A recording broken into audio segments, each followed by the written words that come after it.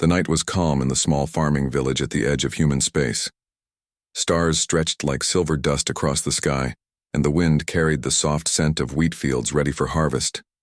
Elias, a poor farmer, leaned against his old wooden fence and wiped sweat from his forehead. His hands were rough, his back bent from years of labor, yet his eyes carried a steady warmth. Life for Elias had never been easy. His wife had passed away years before, leaving him to raise 2 children alone. His daughter, Lyra, was only 12, and his son, Thomas, was 10. Together they worked the land, growing enough food to survive but never enough to escape poverty. Still, Elias never complained. He believed that honest work and kindness were worth more than gold. That night, after putting his children to bed, Elias stayed outside to check the fields one last time. A storm had passed earlier in the day, and he worried about the damage. As he walked along the muddy path, he noticed something unusual in the sky, a flicker of light, like a falling star. It streaked downward and disappeared behind the distant forest. Elias frowned. He had seen meteors before, but this one seemed slower, almost controlled. His curiosity stirred. He picked up his old lantern and decided to follow the faint trail of smoke rising in the distance. The forest was dark, filled with the whisper of leaves and the call of night birds. Elias pushed through branches, his boots sinking into damp soil. At last he reached a small clearing, and there, half buried in the ground, was something that did not belong. It was a pod, metallic, scorched, and broken. Strange symbols glowed faintly along its side. Unlike any language Elias knew, sparks flickered from cracks in its surface, and the smell of burnt metal filled the air. Elias stepped closer, his lantern trembling in his hand. He expected nothing inside, maybe just broken parts. But when he leaned over the open hatch, his breath caught. There, curled up and shivering, was a small creature. It looked like a child, though not human. Its skin was pale with a faint silver sheen, its eyes large and luminous, glowing softly in the dark. Tiny ridges ran along its arms, and a crest of delicate tendrils crowned its head like hair. The creature's chest rose and fell weakly, and its thin hands clutched a piece of torn fabric. Elias froze. Every story he had ever heard about aliens filled his mind. Most humans in this colony spoke of them with fear, being stronger, smarter, sometimes cruel. Yet this one was no monster. It was hurt, fragile, and frightened. The creature opened its eyes and looked at him. For a moment, time seemed to stop. Its gaze was not threatening, only pleading, like a lost child begging for help. Elias's heart softened. "Easy there, little one," he whispered, though he knew the creature could not understand him. He set his lantern down and reached out slowly. The alien flinched but did not run. Instead, it made a faint sound, soft, trembling, almost like a whimper. Elias sighed deeply. He thought of his own children sleeping at home. If this was someone's child, how could he leave it here to die? With careful arms, he lifted the creature. It was lighter than he expected, its body trembling against his chest. The alien clung weakly to his shirt as if sensing his kindness. Elias looked at the broken pod one last time, then turned toward the path back home. The walk was long and heavy with thought. What if the authorities found out? They would surely take the creature away, maybe even punish him for hiding it. Yet Elias could not bring himself to care. In his heart, he knew he was doing the right thing. When he reached his farmhouse, he slipped inside quietly. He placed the creature in the barn, laying it gently on a pile of hay. He covered it with an old blanket and lit a small lamp nearby. The alien's breathing steadied a little, though its eyes still shone with fear. Just then, the barn door creaked open. Lyra, his daughter, peeked inside. "Father, what are you doing out here so late?" she asked softly. Elias hesitated, but then motioned her closer. "Stay quiet, child," he whispered. He pulled back the blanket, revealing the strange guest. Lyra gasped, her hand flying to her mouth. It's not human." "No," Elias said gently. "But it is alive, and it is scared." Lyra stepped closer, her fear slowly turning into wonder. The alien blinked at her, tilting its head as if studying her face. Then to their surprise it reached out a small trembling hand. Lyra hesitated, then placed her fingers against its palm. A faint glow passed between them, and the creature relaxed slightly. Elias smiled faintly. "See? It means no harm." "What will we do with it?" Lyra asked. "We keep it safe," Elias said firmly. "No one must know, not yet." Thomas, woken by curiosity, soon joined them. At first he was afraid, hiding behind his sister. But when the alien child let out a soft sound, almost like a laugh, Thomas's fear melted. He brought a small piece of bread from the kitchen and offered it. The creature sniffed it, then tasted a small bite, its eyes brightening. That night, in the quiet of the barn, Elias and his children sat together with their strange visitor. They did not know where it came from or why it was here, but they felt something important had begun. As the alien child drifted into sleep, Elias watched over it, his mind restless. He knew danger would come if others discovered this secret. Soldiers, hunters, or worse. Yet in that moment he made a silent promise. He would protect this child as if it were his own. Outside, the night was peaceful again. The stars glimmered, unaware of the bond forming in a small human farm, a bond that would one day change the fate of worlds. The morning sun rose over the village, painting the fields in soft gold. Elias stood in the barn doorway watching the strange child sleep on the hay. The alien's breathing was steadier now, its small hands folded under its glowing face. Elias felt a strange sense of peace just looking at it, though a heavy worry pressed on his heart. His children, Lyra and Thomas, tiptoed into the barn with bread and warm milk. They moved quietly, not wanting to disturb the guest. When the alien woke, its glowing eyes blinked at them with curiosity. Thomas offered the bread again, and this time the child ate eagerly, its lips curling into what looked almost like a smile. "Father," Lyra whispered, "it is like a baby bird fallen from its nest. It needs us." Elias nodded, though his face was serious. "Yes, my daughter, but baby birds have mothers who search for them, and sometimes when they search, they are not gentle." Far beyond the little farm in the shining halls of the Ziyari Empire, the alien queen sat upon her throne of crystal. She was tall and regal, her silver skin marked with royal patterns that shimmered under the light. Yet her eyes were shadowed with grief. Her only child, the heir to her empire, had vanished during a sudden attack. The escape pod had been launched in desperation, but no one knew where it had landed. Some whispered it was destroyed, others that it was stolen by enemies. The queen, however, felt in her heart that her child still lived. She ordered her fleets to search every nearby system. Thousands of ships flew across the stars, scanning planets, interrogating colonies, and spreading fear wherever they went. The queen's command was clear: find my child alive. Her people obeyed with loyal hearts, but among them spread whispers. What if the heir was gone forever? What if the royal bloodline ended? Back on Earth's small farming colony, rumors of alien patrols soon reached Elias's village. Traders in the marketplace spoke of strange ships seen in the night sky, their lights sweeping across the land. Farmers claimed soldiers had landed in nearby towns, demanding answers about a missing royal child. At the dinner table, Elias listened silently as his neighbors spoke in fear. One man swore he saw an entire barn burned down after soldiers found strange footprints inside. Another claimed he heard the queen herself would soon come, for her grief could not be silenced. Lyra's eyes widened as she listened. She looked at her father, her voice trembling. "They are looking for it, the child in our barn." Elias set his jaw. "Let them look," he said softly. "This is no enemy.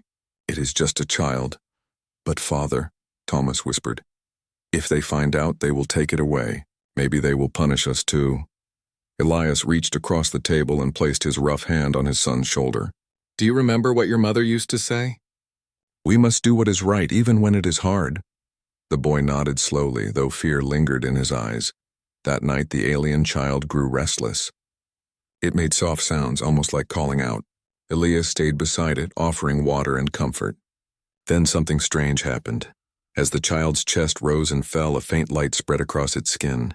Shapes appeared, symbols that glowed like stars. Elias did not understand them, but he felt they were important. The child pressed a hand against its chest where the brightest glow formed a crest-like pattern. Elias touched the symbol carefully. At that moment, the light pulsed outward like a soft wave. Far away in space, on a distant ship, sensors caught the faint signal. "Commander," a soldier said, "we have found the royal crest. It is faint, but the air lives." The message spread quickly through the fleet until it reached the Queen herself. Her heart leapt with both hope and urgency. She commanded her fastest ships to set course for the signal's location. The next day, Elias noticed the difference in the sky. Strange shapes moved among the clouds, ships, silent but watching. The village grew uneasy. People whispered about leaving, about hiding, about giving the aliens whatever they wanted. That evening, as Elias walked home from the fields, he saw 2 armored soldiers in the distance. They were tall, with gleaming weapons at their sides, their skin shining faintly under the setting sun. They were asking questions at every house, their voices sharp and commanding. Elias felt a cold shiver. He quickened his steps, eager to return to the barn before they reached his farm.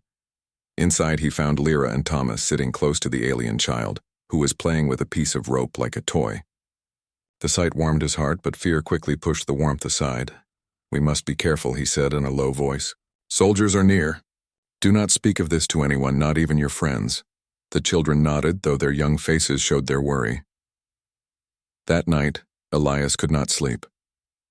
He sat in the barn, listening to the distant hum of ships above. He thought of his children, of the danger he had brought into their lives, and yet he could not regret it. The alien child lay asleep beside him, peaceful as if it belonged there. Elias whispered into the dark, "Who are you, little one? And why did fate bring you to me?" The child stirred, opening its glowing eyes. For a moment, Elias thought he saw understanding in them, as if the creature somehow knew his question. It reached out and touched his hand. The warmth of its small palm filled him with courage. Meanwhile, aboard her flagship, the Queen stood at the great window, watching the stars rush by as her ship neared the human colony. Her grief burned, but so did her hope. She imagined the moment she would hold her child again, but another thought troubled her. What kind of beings had her child fallen among? Were they kind or cruel? Would she find her heir alive? Or broken? She clenched her hands. Whatever the truth, she would soon see it with her own eyes. Back in the village, dawn came again, but with it came silence. The neighbors did not work in the fields. Shops remained closed. Everyone hid indoors waiting. Ships hovered above like hawks circling prey. Soldiers moved from house to house, their heavy steps echoing across empty streets. Elias kept his children close. He knew it was only a matter of time before the soldiers came to his door. Yet when he looked at the alien child playing with a wooden spoon in the barn, he felt no fear. Instead, he felt resolve. "Whatever happens," he said quietly to himself, "I will protect you." Thus, whispers of a missing heir spread across the stars, while in one poor farmer's barn, a secret life continued to grow. 2 worlds were drawing closer, one of royal power and grief, the other of simple human kindness. And soon, they would collide. The morning was quiet, but Elias could feel the air was heavy with danger. His fields looked the same, the sky looked the same, yet every sound carried a tension he had never felt before. Somewhere above the clouds, alien ships were watching. Somewhere nearby, soldiers were asking questions. Inside the barn, the strange child played with Thomas and Lyra. The boy had given it a stick, and the alien tapped it gently on the ground, copying Thomas's movements. When Lyra laughed softly, the creature tilted its head and made a sound that almost echoed her laughter. Elias watched from the doorway, his heart caught between worry and wonder. "It learns quickly," he whispered to himself. "Almost like one of us." But then, as the child lifted its hand, the faint crest on its chest glowed again. The light pulsed brighter than before, casting shapes on the barn walls. The children gasped in awe, but Elias's eyes narrowed with concern. He remembered the strange signal that seemed to flow from it the night before. The glow spread in waves, soft yet strong. Elias placed his hand over the crest to hide it, but the warmth pressed against his palm as if the child's heart itself was glowing. Lyra's eyes widened. "Father, it is like a mark, like a crown." Elias nodded slowly. "Yes, a crown that others will be searching for." He knew then that the soldiers were not simply searching for any lost alien child. This was no ordinary being. This was someone important, Royalty, perhaps even the heir the rumor spoke of. And if that was true, his small farm had become the center of something far larger than he could imagine. Far away, on a patrol ship orbiting the colony, an officer's screen lit up. "Commander, the Royal Crest signal has grown stronger. It is not far from the human village." The commander's eyes gleamed. "Send ground troops. Surround the area. No one leaves without our inspection." The message spread through the ranks, and soldiers moved swiftly, their boots striking the earth with heavy rhythm. By noon, Elias noticed shadows moving near the edge of his land. He quickly closed the barn doors and told his children to stay inside. The alien child clung to his sleeve, its glowing eyes filled with fear as if it sensed the danger outside. "Do not be afraid," Elias whispered. "I will not let them harm you." The sound of approaching soldiers grew louder. Voices shouted in a language Elias could not understand. Then came the pounding of fists on his wooden door. "Open," one soldier commanded, his voice strong and sharp. Elias stepped out of the barn slowly, his hands empty, his heart steady. He faced the soldiers, tall figures in silver armor with weapons that shimmered with strange energy. Their eyes glowed faintly under their helmets, watching him closely. "What do you want from a poor farmer?" Elias asked in a calm tone. The leader stepped forward. His voice carried both command and urgency. "We search for the royal child. The heir of our queen is here. We sense it." Elias's heart pounded, but his face showed no fear. "I have only my children, and they are human," he replied. "You search in the wrong place." The soldier narrowed his eyes. "Your land glows with the royal crest. Do not lie to us." Before Elias could respond, the barn doors creaked open. Lyra had stepped out, holding the alien child's hand. She looked frightened but determined. "Father, they will hurt us if we hide," she whispered. The soldiers turned their gaze sharply toward the child. The glowing crest on its chest pulsed like a beacon. All at once, the soldiers dropped to one knee, bowing their heads. "The heir lives," one whispered. Elias's breath caught. It was true, then. The small creature in his barn was not only a lost child, but the heir of an empire. But as the soldiers reached forward to take the child, something unexpected happened. The alien child pulled away from them and ran to Elias, hiding behind his leg. Its small hands gripped his trousers tightly, refusing to let go. The soldiers froze in shock. They expected the child to return gladly, yet it clung to a human farmer instead. Elias gently rested his hand on the child's head. "It does not trust you," he said firmly. "It came to me broken and afraid. I cared for it when no one else was here." The leader rose, his face stern. "You are human.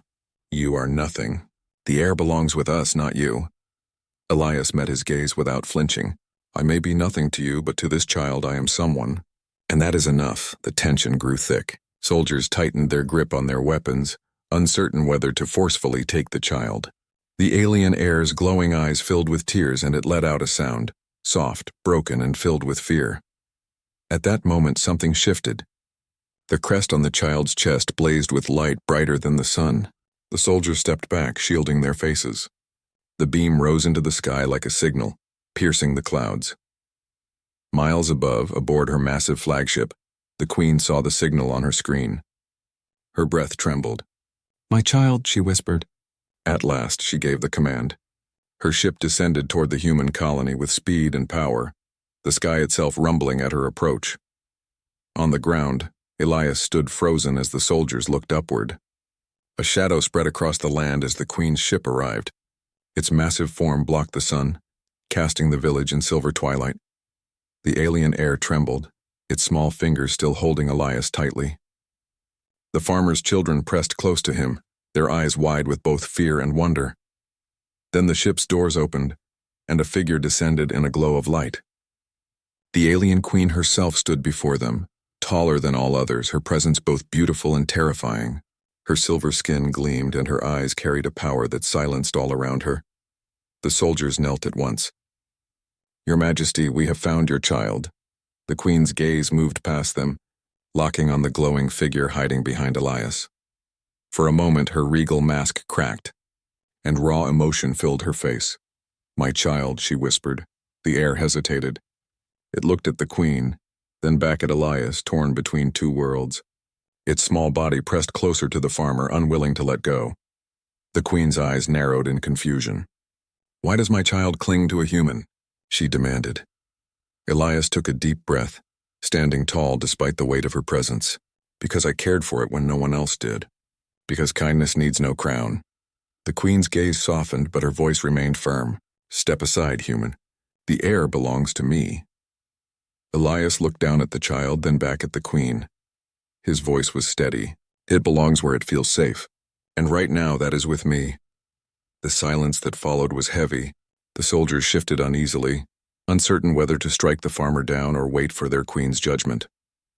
The queen's heart, however, wavered. She had expected fear, perhaps greed, but instead she saw courage in this poor human. And more than that, she saw love in her child's eyes, a bond that even royal blood could not break. The scene ended with the queen stepping closer, her voice quieter. You will explain everything to me, farmer. Every detail of how you found my child and why it clings to you. If your words are true, then perhaps you are not as small as you seem. Elias bowed his head respectfully, though his hand never left the child's shoulder. He knew the next words he spoke might decide not only his fate, but the fate of his children, and perhaps all of humanity. And so, under the shadow of the great ship, human and alien stood face to face for the first time. Not as enemies, but as parents whose hearts both longed for the same child.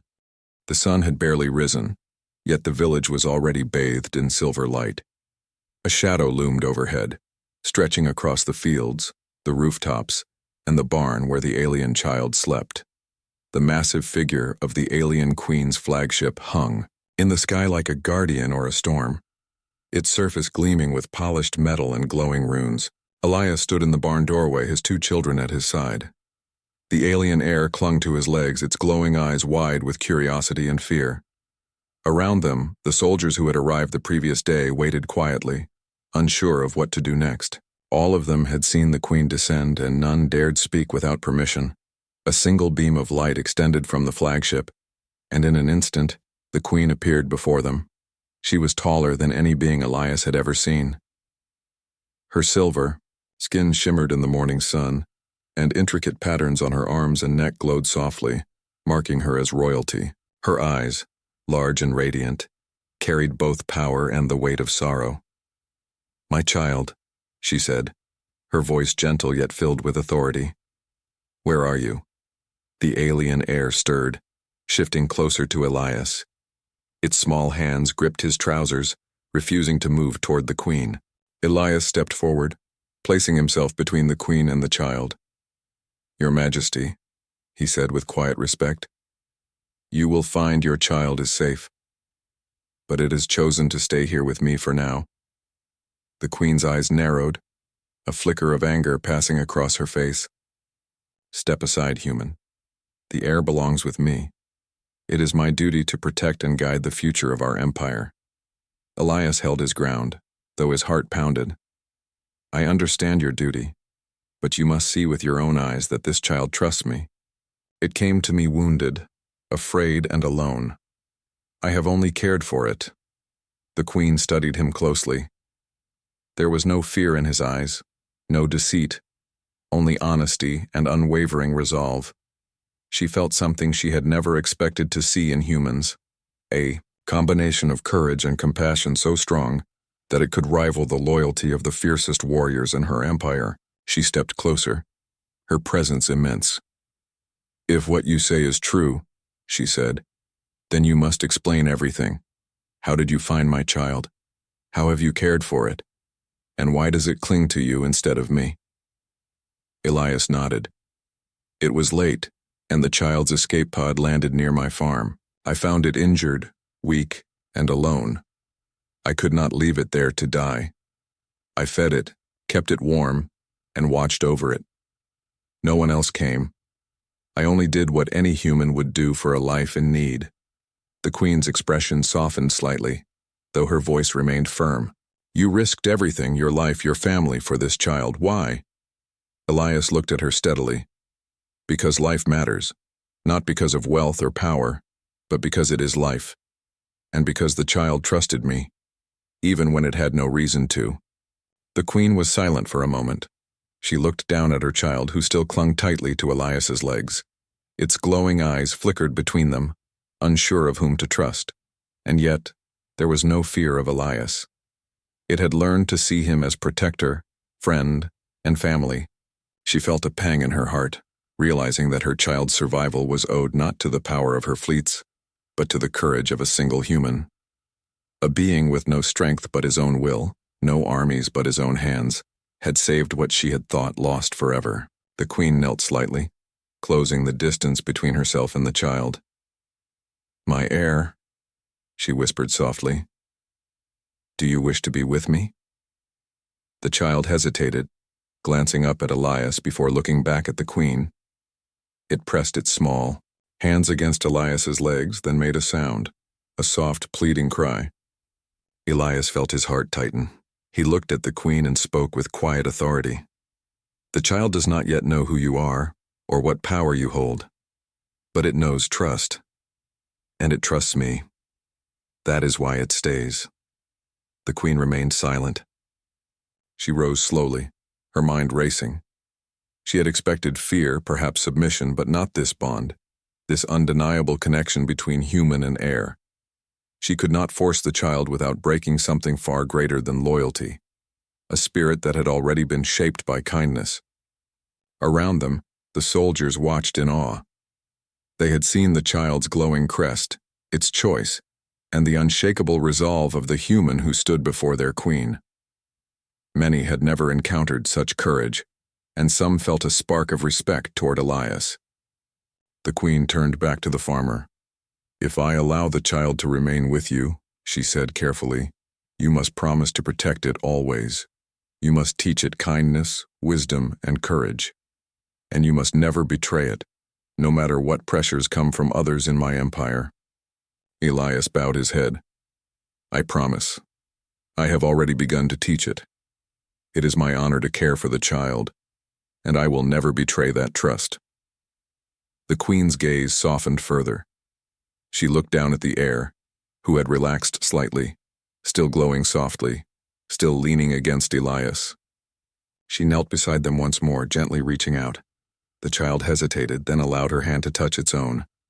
The glow of its crest softened, calming in response to the queen's presence. "This is remarkable," the queen whispered. "I have never seen a being so young show such loyalty, such bravery, and such trust toward a human." Elias smiled faintly, though his eyes remained serious. "It is what humans do. We protect those who cannot protect themselves. Sometimes that is all the power we need." The queen stood, her expression thoughtful. She looked at her soldiers and then back at Elias. "You have changed the way I see humans," she said. "I thought them weak, fragile, and small. But you have shown me strength that cannot be measured by armies or fleets." The soldiers bowed deeply, unsure whether to speak or act. The queen turned to them, her voice firm. "Let no harm come to this child. Let no human touch this farm without permission. Understand that humanity has earned my respect today." Elias watched her, feeling a mixture of relief and awe. He had protected the child, and in doing so, he had earned the recognition of a being who ruled an entire empire. The alien heir looked up at the queen, then back at Elias, then at Lyra and Thomas. It had not forgotten the warmth of the human family who had saved it. For the first time, the queen understood the bond. The child's trust and love were not dictated by power or blood, but by kindness. The queen finally smiled, a soft, almost shy expression that rarely touched her face. "I see now," she said quietly, "that compassion can be stronger than fear. That courage is not always loud or grand. Sometimes it lives quietly in the heart of one who is willing to care when no one else does." Elias bowed again, his heart swelling with pride and relief.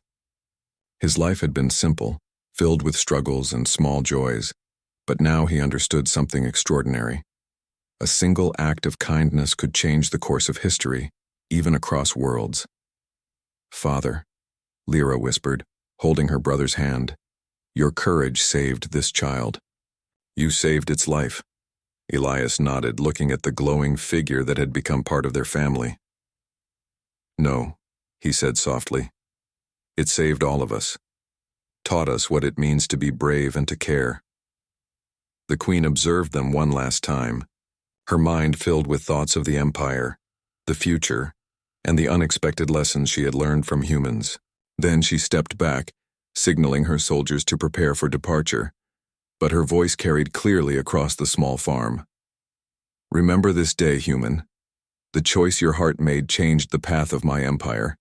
You have proven that humanity's true strength is not in weapons or ships, but in courage, compassion, and love." Elias felt a warmth rise in his chest. For the first time, he understood that his simple life, his honest heart, and his care for the helpless had reached far beyond the stars.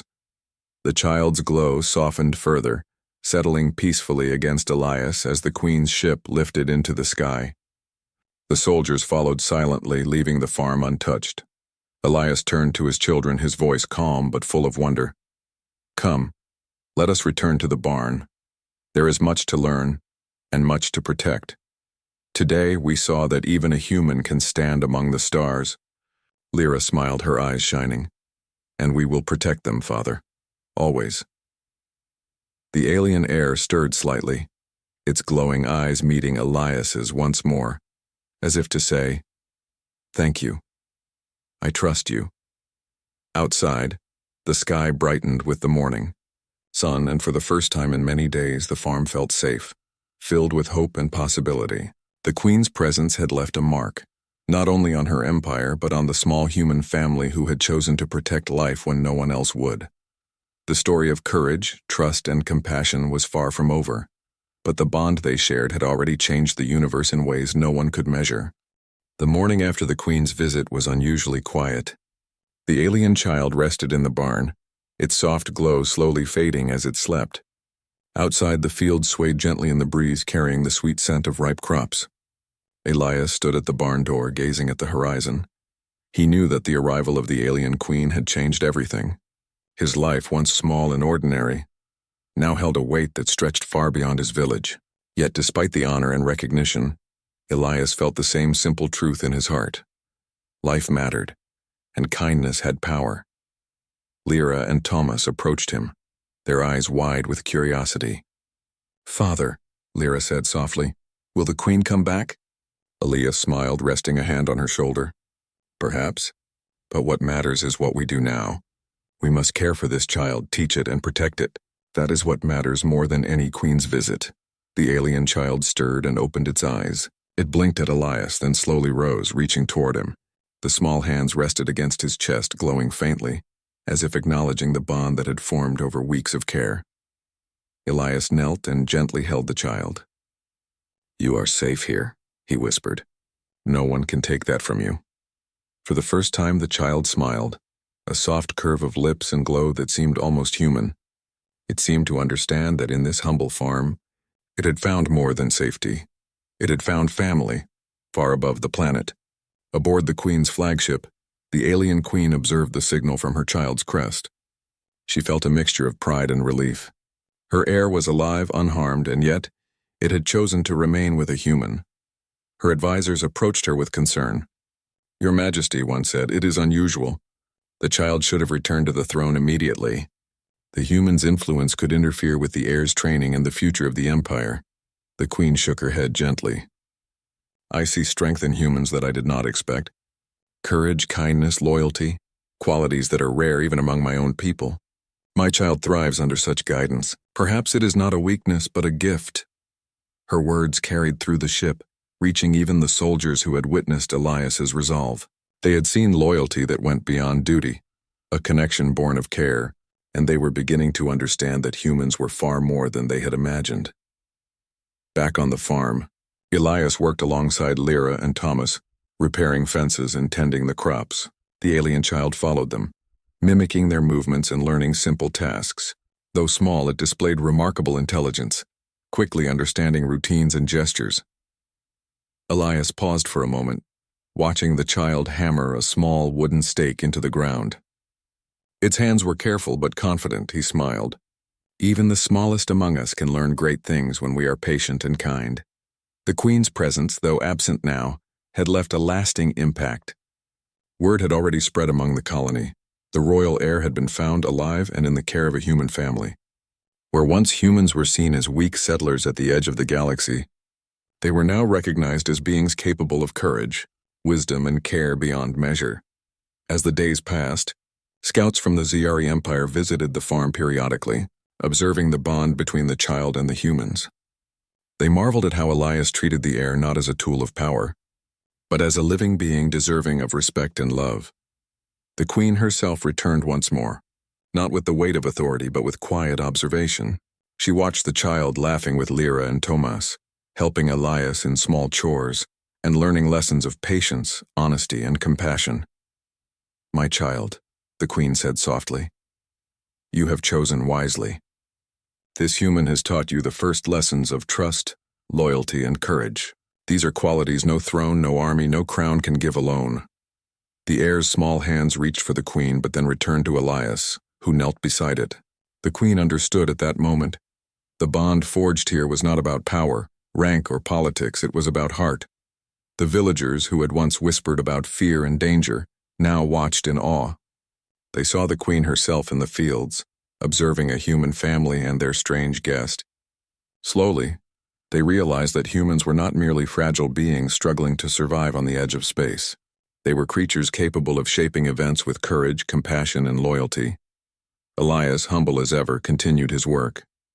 He did not seek recognition, wealth, or reward. Yet quietly he understood that his simple acts had bridged the gap between species, teaching even the most powerful alien beings about the strength of humanity. The queen, standing beside him, finally spoke to the soldiers who had accompanied her. "Let it be known across the Empire, humans are not to be underestimated. Their power lies not in weapons or numbers, but in their hearts, their courage, and their willingness to protect life. They are allies, not merely inhabitants of distant worlds." The soldiers nodded, some in disbelief, others with respect. They had witnessed Elias's courage firsthand, and it had changed their understanding forever. Weeks turned into months. The alien heir grew stronger, learning not only human language and customs, but also the values that Elias and his children held dear. The child learned about empathy, patience, and the quiet strength of small acts of care. Elias watched with pride. Each day the child's glow brightened slightly, reflecting health and joy. More than that, it reflected trust, the kind of trust that could change hearts and minds across galaxies. One evening, as the sun set and painted the fields in orange and pink, the queen returned for a final visit before leaving the planet. She observed the child playing with Thomas and Lyra, helping Elias stack hay bales, and even laughing softly, a sound that seemed almost human in its warmth. "You have done more than I could have imagined, human," she said, her voice gentle. "You have taught my child the most important lessons of life, and in doing so you have taught me as well. Humanity is far more remarkable than I once believed." Elias shook his head. "I have done only what any human would do, but thank you, Your Majesty, for seeing what is in our hearts. That is enough for me." The queen smiled, a rare, genuine smile. "Perhaps it is enough for more than just you. Let this bond be remembered. Let it remind our people that strength comes from courage, compassion, and the willingness to protect those who cannot protect themselves." As the queen's ship lifted off into the sky, leaving the farm bathed in twilight, Elias turned to his children. "Come," he said. "It is time to go inside. Our friend here needs rest, and so do we." The alien child ran to him, resting its head against his shoulder. Its glow was soft and calm now, the fear and uncertainty replaced by trust and comfort. Lyra and Thomas walked beside them, their small hands brushing the child's in playful affection. Elias looked up at the stars, now visible as night fell. He felt a quiet satisfaction. He had protected life, guided it with care, and in doing so had earned the respect of a species he once feared. But more importantly, he had shown that even the smallest human, in a quiet corner of the galaxy, could make a difference that echoed far beyond their world. The alien air stirred slightly, looking at Elias and then at the night sky.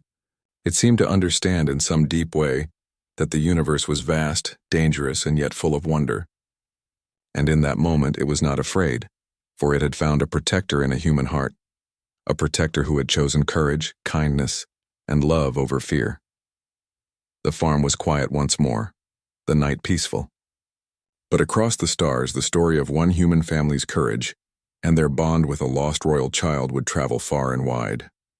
Aliens and humans alike would remember that true strength was not always measured by fleets or weapons.